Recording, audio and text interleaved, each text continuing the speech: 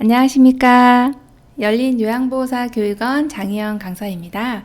이번 시간엔 요양보호 관련 기초지식, 노화에 따른 변화와 질환 7번째 시간 내분비계와 심리정신계의 특성 살펴보도록 하겠습니다. 국가고시 대비 요양보호 관련 기초지식, 노화에 따른 변화와 질환 오늘 7번째 시간입니다. 내분비계의 특성 살펴보겠습니다. 자, 노화에 따른 내분비계 특성은요, 포도당 대사 능력이 저하됩니다. 또 인슐린에 대한 민감성이 감소가 되고요. 또 이에 따라서 공복 시에 혈당이 상승되는 내용 기억해 주시면 되겠고요. 갑상선 호르몬 분비는 감소됩니다. 자, 기초대사율도 감소가 되는 내용으로 기억해 주시면 되겠네요. 첫 번째 질환으로서는요, 당뇨병이 있어요. 내분비계 질환 중에 대표적인 내용이 당뇨병인데, 당뇨병은요, 인슐린의 분비량이 부족하거나 아니면 정상적인 기능이 이루어지지 않아서요, 혈중 내 포도당 농도가 높은 질환입니다. 그림에서 보시는 바와 같이 옥수수 모양으로 생겨 있는 이러한 내용이 바로 췌장인데요. 췌장 기능이 저하됨에 따라 오는 질환이 바로 당뇨병이다, 이렇게 보시면 되겠습니다. 자, 당뇨병의 증상은요, 다음증, 다식증, 다뇨증, 체중 감소 이러한 특성이 있고요. 자, 또 흐릿한 시력, 상처 치유가 지연되는 특징이 있습니다. 여성분들 같은 경우는요, 질 분비물이나 감염이 증가하는 내용도 있습니다. 자, 이제 당뇨병으로 올 수 있는 증상 중에 대표적인 것이 고혈당과 저혈당인데요. 어떤 경우에 고혈당이 발생될까요? 감염이라든지 식사량이 증가되셨다든지 활동량이 감소되었을 때는 고혈당이 옵니다.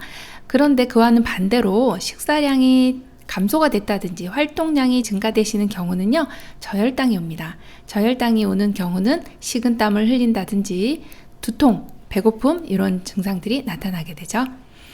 자, 당뇨병 치료 예방 한번 해볼까요? 치료는요, 제일 좋은 방법이 바로 식이요법입니다.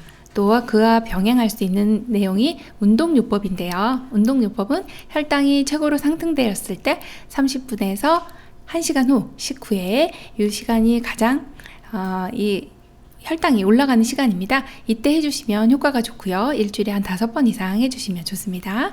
자, 약물요법은 병행하실 수 있는데 경구용 혈당 강화제 사용하시면 됩니다.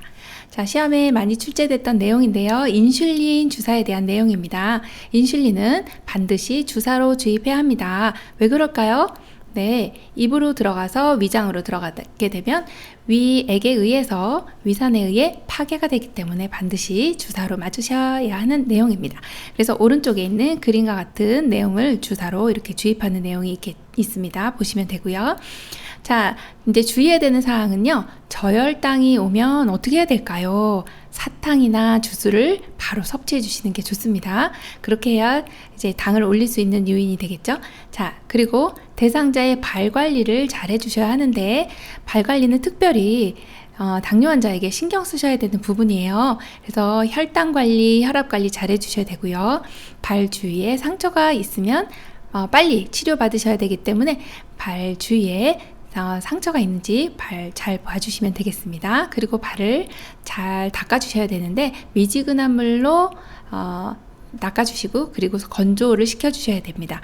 자, 또 하나는요, 로션을 발라주시는 건 좋습니다. 그리고 양말을 신어주셔야 하고 발톱은 일자로 잘라주셔야 되고요. 그리고 신발은 뒤가 막혀져 있는 신발을 신으셔야 합니다. 슬리퍼는 안 되세요. 10번째 단원 심리정신계 특성 한번 살펴보겠습니다. 어떤 내용이 있을까요? 네, 우울증 경향 증가되세요. 또 내향성이나 수동성도 증가되시고요. 조심성이나 경직성도 증가되세요. 생에 대한 회고의 시간도 증가되시고 친근한 사물에 대한 애착심도 증가되세요. 의존성도 증가되시는 내용입니다.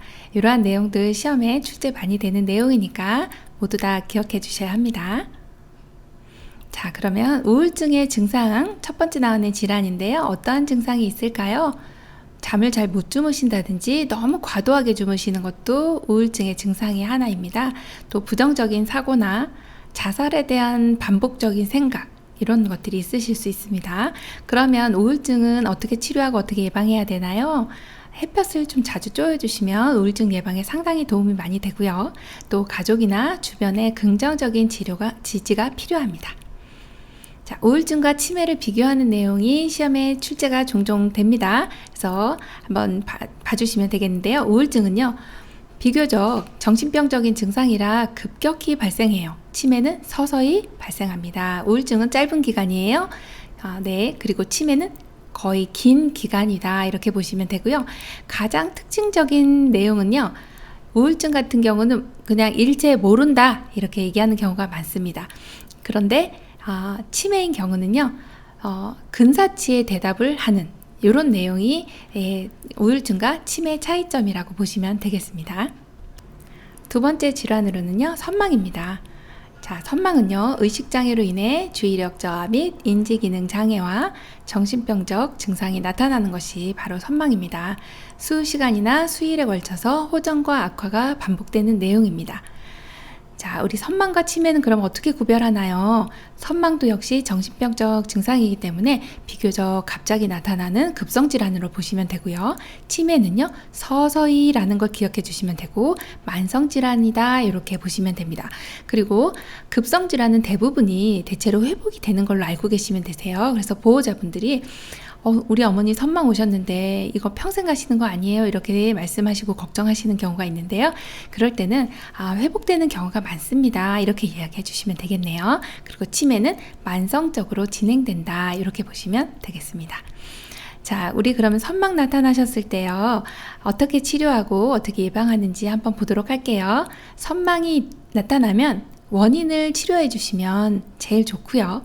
그렇지만 우리는 의사가 아니기 때문에 정확하게 원인을 알 수도 없고 치료하는 방법을 잘 모르지 않습니까? 그럴 때는 비약물요법을 우리가 사용을 해주시면 좋은데요. 이걸 적용하시는 방법은요, 진압력 유지하는 방법은 낮에는 창문을 열어놓는 거예요. 그리고 개인 사물이나 사진 달력 등 시간 등 이런 진압력을 알 수 있도록 자꾸 격려를 해주시면 되고 인지할 수 있도록 해주시면 됩니다. 신체 통합성을 유지할 수 있는 방법은요, 개인이 스스로 할 수 있는, 어르신이 할 수 있는 건 스스로 할 수 있도록 해주시면 좋고요. 개인의 정체성을 유지하는 것은요, 가족이 자주 방문해 주시게 하는 내용이 참 좋은 내용입니다.